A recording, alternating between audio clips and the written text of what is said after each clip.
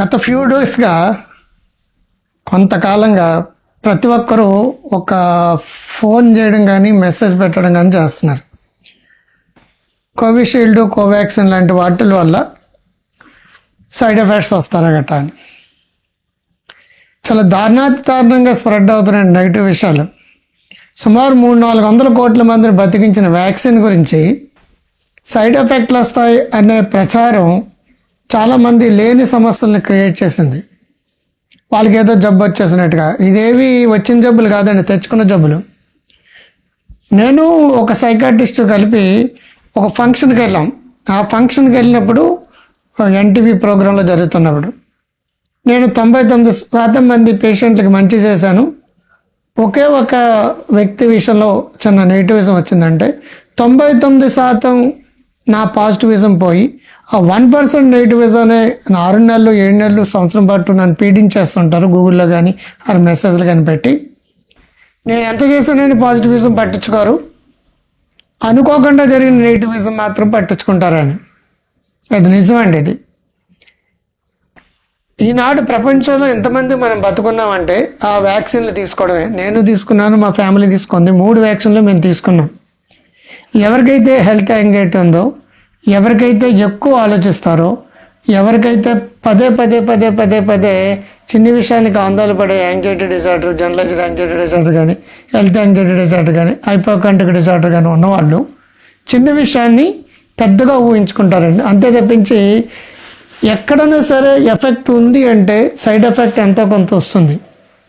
Side effect వాళ్ళు చచ్చిపోయిన వాళ్ళు ఎంతమంది అండి? బట్ ఈ వ్యాక్సిన్స్ వల్ల ప్రపంచంలో సుమారు 400 కోట్ల మంది బ్రతుకున్నామండి. మనందరం బతుకుండడం కారణం వ్యాక్సిన్సే. చిన్నప్పుడు పోలియో వ్యాక్సిన్ వేసినా లేదంటే ఇంకొక వ్యాక్సిన్ వేసినా సరే ఆ రోజు మన్నాడో జ్వరం వస్తుంది. మేమందరం కూడా 70s స్కూల్ నుంచి పారిపోయేవాళ్ళం అండి. అంటే అంత నెగిటివిజం ఆ కాలంలో స్ప్రెడ్ అయింది. మనకు తెలియదు అది. వ్యాక్సిన్ చేయించుకోవడానికి పారిపోతే వాళ్ళందరూ పట్టుకొచ్చి వ్యాక్సిన్ చేసిన సందర్భాలు ఉన్నాయి. అమాయకత్వం, మూఢనమ్మకాలు, నెగిటివిజం స్ప్రెడ్ అవ్వడం.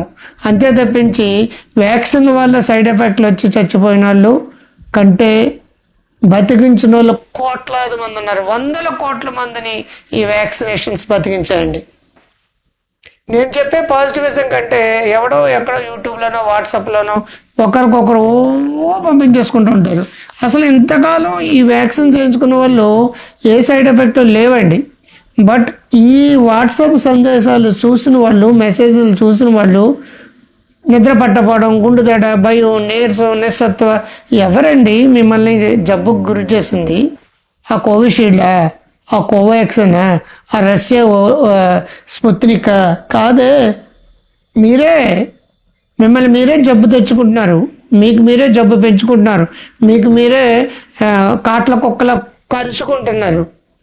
మీ మనసు మిమ్మల్ని కాటేసింది. 2 రకాలు ఉంటాయి, ప్లేసిబో, నోసిబో అని. ప్లేసిబో అంటే నీకు ప్రాబ్లం తగ్గుతుందని ధైర్యం ఇస్తే తగ్గని జబ్బులు కూడా తగ్గుతాయి, తగ్గే జబ్బులు ఇంకా బాగా తగ్గుతాయి. నోసిబో అంటే దీనివల్ల నాకు ఏదో జరిగిందట, దీనివల్ల నాకు అదేదో జరుగుతుందట, అన్ని సైడ్ ఎఫెక్ట్లనట. అవును బాబు, నీకు బోల్డెన్ సైడ్ ఎఫెక్ట్లు తీసుకొచ్చేసి ఈ తెలంగాణ, ఆంధ్రప్రదేశ్లో ఉన్న 15 కోట్ల మంది జనాభాలో 90% చచ్చిపోయారండి కోవిషీల్డ్ని, కోవాక్సిన్, స్పుత్నిక్, ఇంకొక వ్యాక్సిన్ వల్ల. ఇప్పుడు ఎవ్వరు కూడా బతికలేరండి. అరే ఇన్ని కోట్ల మంది వేసుకున్నది ఆ వ్యాక్సిన్సే. ఇంతకాలం మనం బతుకున్నామంటే ఆ వ్యాక్సిన్సే కారణం. ఒక సెల్యూట్ చేయాలి, ఒక కృతజ్ఞత చెప్పాలి ఆ సైంటిస్టులకి, ఆ కంపెనీలకి. అది వదిలేసి దానివల్ల సైడ్ ఎఫెక్ట్లు అంటే అవునండి, యాస్పిరిన్ వేసుకున్న సైడ్ ఎఫెక్ట్లు ఉంటుంది, కొంచెం ఎసిడిటీ వస్తుంది, పారాసెటమాల్ వేసుకుని ఉంటుంది, ఆఖరికి జింకో విటమిన్ వేసుకుని ఉంటుంది. అయితే మనిషిని బతికిస్తున్నా లేదా? అవును, బతికించేట్లో 1%, 2%, 5%, 10% సైడ్ ఎఫెక్ట్లు ఉంటే ఏంటంటే మీ బాధ? మిమ్మల్ని బతికించినాయి కదా. యాంటీబయాటిక్స్ వేసుకోవడం గురించి బ్యాటరీ చెప్తాడు డాక్టర్, నేచురోపతి వాడు, యోగవాడు. ఆడికి జబ్బు వచ్చినప్పుడు యాంటీబయాటిక్ వేసుకుంటాడు. మనిషి బతకాలంటే యాంటీబయాటిక్స్ కానీ, యాంటీవైరల్ కానీ, ఈ వ్యాక్సిన్స్ లాంటివి కానీ కావాలి. సైన్స్ డెవలప్ చేసింది, వాటిని నమ్మాలి మీరు. అనవసరంగా వాడితే తప్పు, అవసరాలతో వాడితే ఏది తప్పు లేదు. వాటి వల్ల సైడ్ ఎఫెక్ట్లో మరోటో వచ్చినప్పుడు డెఫినెట్గా బాడీకి తట్టుకుని నిలబడే శక్తి ఇస్తుందండి. ఎక్కువ కాలం బ్రతికడు. చిన్నప్పటి నుంచి మన పిల్లలందరికీ వ్యాక్సిన్స్ వేయించాం. ఎంతో అంతో ఏదో ఒక సైడ్ ఎఫెక్ట్ ఉంటుందండి. దాని గురించి ఎందుకండి మాటికి నాకు ఫోన్లు చేసేసి నాకు నిద్రపోనివ్వకుండా మెసేజ్లు పెట్టేసి వాట్సాప్లో ఒక్కొక్కరు స్ప్రెడ్ చేసేసుకుంటారు. అయితే వస్తుందండి, తప్పేముంది? ఎవరైనా చచ్చిపోయారు? ఎంతమంది చచ్చిపోయారు చెప్పండి? ప్రపంచం మొత్తం మీద 800 కోట్ల జనాభాలో 400 కోట్ల మందిని మాత్రం ఈ వ్యాక్సిన్స్ బతికించాయండి. స్టాటిస్టిక్స్ ప్రకారం 480 కోట్ల మందికి వ్యాక్సిన్స్ అన్ని కూడా బతికించాయి.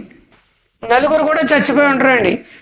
ఒక పెద్ద కార్పొరేట్ హాస్పిటల్లో వేలాది మందికి ట్రీట్మెంట్ ఇచ్చినా ఏం జరగదండి. అనుకోకుండా ఒక కేసుకి ఏదైనా జరగకూడదు జరిగిన వెంటనే మీడియా వచ్చేస్తుంది, టీవీలో వచ్చేస్తాయి, వాట్సాప్ యూనివర్సిటీలో వచ్చేస్తాయి, ఇన్స్టాగ్రామ్లో వచ్చేస్తే, ఫేస్బుక్లో వచ్చేస్తే, అడ్డమైన గడ్డి వచ్చేస్తే వాటిని పట్టుకుని సర్వనాశనం అయిపోయి ఆడుకోడు. సో ఇట్ వికెట్ అయిపోయి బౌన్స్ డక్అవుట్ అయ్యేటట్టుగా డాక్టర్లు కానీ వాళ్ళ మనస్థైర్యాన్ని దెబ్బతీసేస్తాయండి.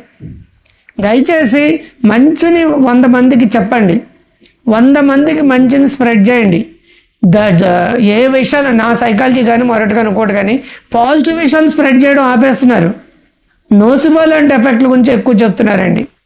ఇది నోసిబో ఎఫెక్ట్ అండి. లేనివి తెచ్చుకోకండి. ఉన్న వాటి నుంచి బయటపడడం ఎలాగో నేను చెప్తున్నాను.